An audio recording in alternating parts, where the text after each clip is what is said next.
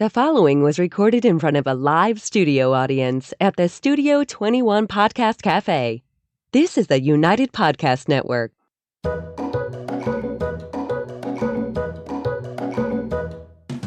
Welcome to the Quirky Dog Podcast, inspired by some of the quirkiest dogs you can ever imagine and the owners who love them. This podcast is brought to you by the quirky couple themselves, Scott and Jess Williams. Their aim is to educate and entertain. Here's Scott and Jess. Hello. Welcome, guys, and happy Wednesday. We're coming to you live from Salem, New Hampshire, right above Two Guys Smoke Shop at Studio 21 Podcast Cafe. And today we are going to talk about taking the perfect picture of your pup, especially as it rolls into the holiday season. I'm very good at making peacock noises. That's something I've been working on all week. We are going to rehearse Scott's peacock noises. See, Chrissy knows because she's Australian. She's on it. No, seriously, this is a little bit of a pet peeve of mine, and I love everyone that sends us holiday cards, and it's so great when we have our clients and the dogs and the kids and everybody all in their holiday card together. But make your dogs look cute in these holiday cards. So we're going to give you all of our best tips and practices for making a dog look good during photos. But first, we're going to start with the quirky tip of the day. Good job, Mr. Pig Handler. All right, so my quirky tip of the day is check out Elite Pet Distributors. I think this was an Amazon purchase. I got this from a friend. But for those of you who like to buy a bunch of tags for your dog collars and you want to switch them out sometimes, this is my go-to scene. So this little guy clips right on the collar, and you can move it from collar to collar. So those that like to invest in tags and want to switch it up and not be married to a certain look, check these out. And this specific tag holder is called the Rubbit. R-U-B-I-T, exclamation mark. And I don't know if this is a present for you or the dog. It's probably more of a dog lover present. I don't think dogs get super jacked about getting tags. But that is my holiday quirky tip. Check it out. My fave product, the only one I like to use to hook tags to collars. I feel so much better knowing about that little clip. Scott knows about all our nuances. My dog has had the same look for 10 years. All right, so let's talk photos, babe. This is a big one for me. I'm really big on photos. I have done literally like borderline professional photos of every dog we've ever had in for boot camp, like boarding dogs. Everybody wants pictures of their dogs. But if you just send them a picture of their dog and their dog's ears aren't up or they're not looking bright and happy, it's a whole slew of like, oh, is he sad? This, that, and the other thing. So taking a photo of your dog where the dog looks animated is a very important thing to me. Well, they look happy if that's what you're going for. Well, if you want to go for that ASPCA look. Yeah, you need to switch it up. All right, so you mentioned peacock. Let's hear your peacock because your peacock is lacking a little. Normally, I will be behind Jess, and she's got the dog there, and she'll say, make a peacock noise. And I'll go, ah, ah. And she'll say, that's not a peacock. It's, ah, ah, ah, ah. Something to that effect. My peacock is, The dog turns and runs away. Well, no. We have to start the whole thing again. You do more of like a macaw sound. So it's still bird-like, but you want to be very conscious that you have sounds that you can rely on that your dogs do not hear all the time, and that's going to get their ears up and happy. So the peacock is a big go-to for me. Some dogs like toys with squeakers, something else. Do not test this a whole bunch before you have the camera ready. Legitimately, get the dog in position, have everything set how you want, and then try all this out because this will incite the ears going up, and then you need to start doing clickety-click right away. So noises are a big one. I am really big on motion also. I have taken more pictures of pet dogs with people besides Scott, mostly our employees and everyone else. But when Scott and I do them together, I use this practice as well. So she throws her shoes up in the air. I do. That's something. So literally, I'm going to take pictures of pet dogs. I have all their collars off, and then they're all on the floor in front of me. Normally, my phone is on the floor in front of me. I always have to get these hardcore OtterBox cases.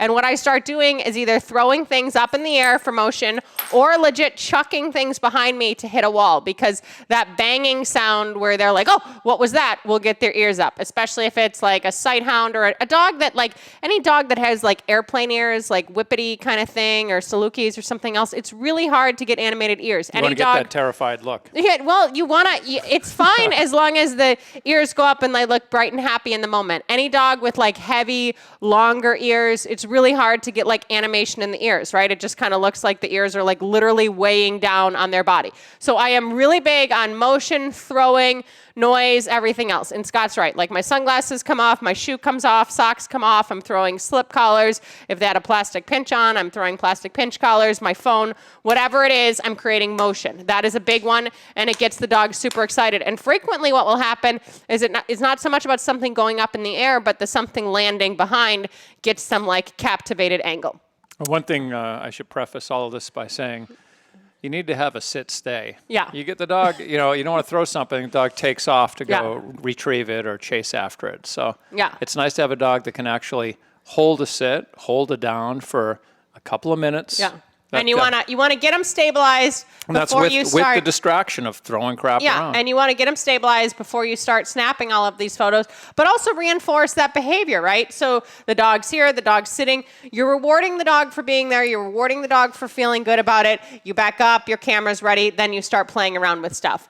Clapping can be good. Normally, what really works best is like putting a traction. Like I'll be saying to Scott frequently, like hit me in the head with the tug, like that, like banging That's against. my golden opportunity.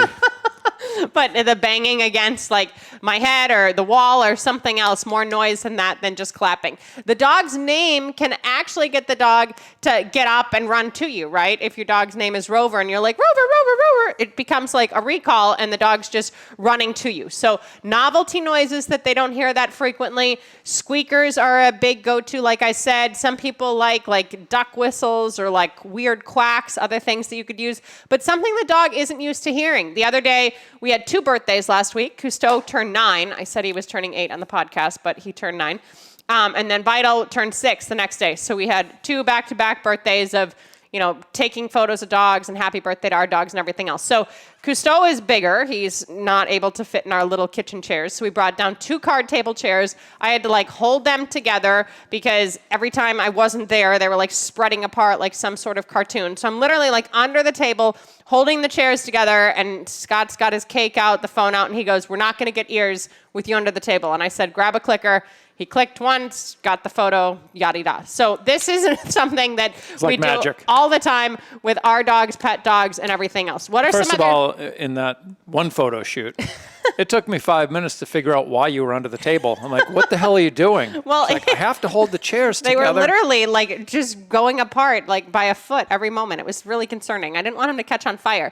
So you weren't super crazy big on photos before I came into the scene. Well, I would send proof of life too. Yeah. And that's basically the way I looked at it. Scott would send MXPCA I would photos. send usually I would send a video clip because they're doing something. Yeah. And the other thing to keep in mind, if you have I have an iPhone, so I don't know what these other phones are like, but when I take a picture, it usually says live on the picture. And a good idea is to, if you're sending it to someone else, is to go into the editing and just deactivate the live. Because if you hold the picture down, whatever that dog is doing before and after the cat, the picture is you'll see the dog doing it. So they could be looking down. We've had ladies before be like, "Oh, it looked like the dog was sad," and then the ears just go up when whatever happened. So yes, that is a very good point. If it's a live photo, take it off live. We frequently do photos on your phone in portrait mode now. Because you have a high-end iPhone. I have an 8. Mine doesn't even have portrait mode. But that, I don't think, offers the live. But that has given us some good options. Get some very high-quality phone photos off the iPhone. Yeah, definitely. That's for sure. So, all right. So those are go-tos that, you're thinking of everything else. People normally just think, if they give the dog a cookie and then hold a cookie above their head, everything's going to be fine. And that has not been my best practice. And we actually have some dogs that are pretty tricky to take photos of. Your dog, Jimmy, does not like the camera that much. Yeah, I was going to say, whatever stimulates your dog and gets them excited, it could be, like with Jimmy, he doesn't respond to anything other than, "You want to go to your crate? There's a time to go to the crate." And then he perks up. He's all excited to run because for him, it's a race to run to the crate. So it's kind of like when you say you want to go in your crate, it's like on your mark, get set, and he's ready to just take off. But if your dog is excited about going for a walk, if you say you want to go for a walk and that perks him up, gets him animated, grab that's their a great leash, thing something like that, some conditioned response that they have. So Jimmy, if we're both in a photo shoot and then somebody else is there, we'll use the "do you want to go to the crate" thing because someone can say it. And honestly, the only way I have gotten nice photos of Jimmy is by having all of the dogs getting their photo taken at once. And normally, if Jimmy is in an individual shot, or if he's next to another dog, I'm tugging with a dog outside of the scene. I'm actually behind the camera tugging because that stimulates him too, and that gets his ears up. But legitimately, his first go-to is not happy ears, I'm ready to rock. He has been a very difficult dog to go through this journey with. But it looks like he's happy. in a still shot. That's why he gets crazy eyes sometimes. All right, we're going to go to break super quick. And when we get back, we will talk more about taking the perfect photo of your pup. Latest from the Quirky Dog podcast like me and Murphy here, then make sure you head on over to the YouTube channel and subscribe. Or if you prefer to listen to the madness, go on over to iTunes or Spotify and follow the Quirky Dog podcast. And hey, while you're there, leave a rating and review and let them know what you think of the show.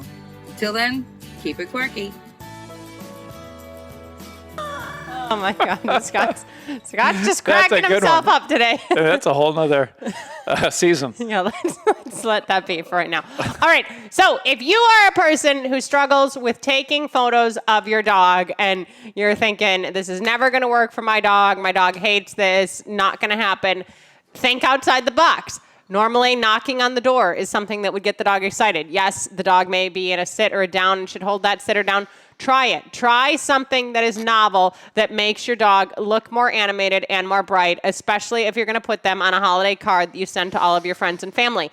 Try someone walking into the house. Try someone beeping a horn outside. Try whatever normally stimulates your dog, especially if the kids are like holding the dog, like within the family photo, and the dog can't just like run towards any distraction. These are all new things to try. And I promise you, I have had some of the trickiest dogs ever freaking get their ears up and look very, very cute. You know, it reminds me of a photo shoot that we did complimentary last month. Oh, yeah. With a client who has this couple they have a brand new Corvette, which is really cool. And they have 2 cream golden retrievers. And we got both creams in the driver and passenger seat, looking over their shoulders, and we're shooting from behind. And it took a little work because they were too low in the seats to really see. So we got some of their outdoor cushions from their seat cushions in their patio furniture, put them on the seats to pump them up high enough. And it came out really nice. Yeah, no, it wasn't did too come out difficult great. either. And that is a good point because for that photo shoot specifically, those dogs like toys a lot, right? So if you're going to be using a toy in that regard, don't pretend like you're throwing the toy to the dog. You can have the toy on you. You can lure the dog with a toy near you, but don't pretend like they're going to start playing fetch because, especially in that situation, we didn't want the dogs to jump over the back and then be scratching up the guy's Corvette. That's not why we were there to help. That would have been counterproductive to their holiday photo card. So, I mean, you've seen us do I'm going to pet send dog that over photos. to Chrissy, see if she can throw that up It's a online little real late. quick. You want to just check whoever called your phone and drive me crazy. Okay, so as far as pet dog photos, we've done this for years. I mean, Taylor and I mostly did we would just be like doing photos for an hour or so. I mean, you remember many a time this would happen. I rarely sent photos. I always sent videos. What I would do is I would post videos on YouTube, and then people could go check, dogs, people could go check out video of their dog doing behaviors on a video. If it's a longer stay, like if you offer a board and train that's over 2 weeks or something, there's only so many videos you can send. They only want to see the dog walking on a loose leash or staying on a bed so often. So I would recommend trying to find some animated ways to do photos. I'm going to show you, I sent Chrissy like 6 or 7. You can just go through them however you want. But, make sure that like the background is bright. Make sure you're all set. The whole setting around you, it's not like real like cluster and your training facility looks totally gross. This dog specifically has those long, heavy ears. Like they go up, they look animated. Hounds often can look sad and like not so happy. Talk about hiding leashes, hiding collars if you need to, making sure the dog is safe. This sheepdog, really heavy ears, right? Like it's hard to make these dogs and these ears go up. So we're doing all these different techniques to make the dogs happy. This was a Halloween shoot we did where we're dressing dogs up in different stuff. The cute pumpkins are there. The owners love this kind of thing, right? And half the time they're printing these photos out. That's Dusty. I miss Dusty. Yeah. A bright background. If you have a black and white dog, get a bright background for better contrast. Like, be mindful of all of these things. You don't have to be a freaking professional, but it is important that what you're sending the owners, they're proud of, they're happy to show their friends and family, they feel good about their dog. And half the time, we would get shares and be like, hey, like, this is so awesome. Look what our dog trainers did. Like, they just love it, and they put it on their own social media because they were so happy. So this is a way of life that I have lived for literally the last decade. Like, and I wouldn't have changed a thing. No, you would be. One thing I will say, you talked about hiding leashes. If you want to get out into these, out in nature, outdoors, in a non-fenced area, and you're concerned about not having a great recall, make sure you have a leash on the dog and something you can either stake it in the ground behind the dog or tie it to something If they're on a park bench, the leash can go strategically hidden down the back of the dog and then tethered to the bench, so that if they do get up, you're not spending an hour or two trying to chase your dog down, or God forbid something happens, they get hurt. And you'll get many, many opportunities to get that right shot without the stress of, oh my God, hurry up, quick, get it. I don't want him to get up and run away or do something silly. Yeah, no, it's a very good point. Or a cat could come climbing up behind you. And if you have a big, clunky collar with big tags on, just a little slip collar, it's very easy in most photo programs to just go through and Photoshop that out. Most of our pet dog photos, I had enough control over the dogs. They weren't actually wearing leashes or collars to start with. But there are situations where we're out in public, we want to get a cute shot, and we are like weaving that leash back. So it looks as though there's no leash just because it looks like a cleaner photo, but the dog's still safe. Put a bow over the collar, that kind of thing. Yeah, put something around their neck, something else. So one thing that happens a lot is people want to put their dogs in some sort of costumes or wear some sort of prop, and then it's like, oh, okay, now the dog's supposed to look happy. So this actually happened with us, I don't know, maybe a month ago. Scott got these new running shoes. He's since changed them out, but they were this really bright teal. And they just happened to match Vital's EM collar perfectly. It was the same teal. I'm like, oh, this is so cute. Guess who picked the color of the sneakers? I like that color. I call it St. John blue. So anyway, we have this bright teal. It's matching perfectly. I'm like, oh, I want to get a photo of this. And Scott goes, well, do you want to warm her up first? I'm like, oh, no, everything will be fine. It's little butt. It'll be fine. So I literally go out. I go to put her feet in Scott's shoes, and she's all acting like she's on the moon. Oh, this sucks. And I said, all right, you were right. If I want to get this photo, I'm going to have to go and do some training first. Make sure that you're introducing the prop in a way that you know how the dog's going to respond. You know what's going to happen. You're not trying to force this whole situation on the dog when you want to get the photo. Furthermore, if you do have a prop or something else, don't start doing all your noise stuff before you put the prop on. Get the prop on, get the prop stabilized, tape it to the dog if you need to, however you want to get it finagled on them, and then start all your noisemakers. You do not want to use up the novelty of the peacock, of the macaw, of whatever noise you're making, the squeaker toy or something else, until you're ready for that photo. So be very conscious. So many people are like, oh, look, he's sitting, he looks happy. Oh, great. Okay, now we put the hat on. Now the dog does look sad, does look depressed, and all the noisemakers that you have in the world aren't going to get the ears back up. So be very conscientious of training beforehand if you're going to wear some sort of prop, sizing the dog for, the costume and everything else beforehand outside of the photo shoot. And then most importantly, once the prop or costume or whatever you have on the dog is affixed to the dog in the way that you want, then you start your noise making. Do not do it prematurely. One thing I'll say, if you have a dog that likes tennis balls, and that's not all dogs, that's for sure. But if you have a dog that is crazy about tennis balls, they make a really inexpensive little plastic sleeve that goes on your iPhone that holds a tennis ball. Yeah. So the dog's looking at your phone. No matter what you do with that phone, the dog is locked on it, because they want that tennis ball. So that's a great little device for a ball dog that gets real excited. You just got to make sure that you have a little bit of control, because otherwise they're going to grab the phone out of your hand and run across the field. If you have a very high quality camera, that could be dangerous. But yeah, that is an iPhone accessory. I haven't seen it as much in the past few years, but that is definitely something that they sell. If you have a dog who loves cats, we did our cat episode a few weeks ago. Throw a cat up in the air. Legitimately, though, there are dogs, especially herding dogs, that will not do anything for photos, hate the camera. Oh my God.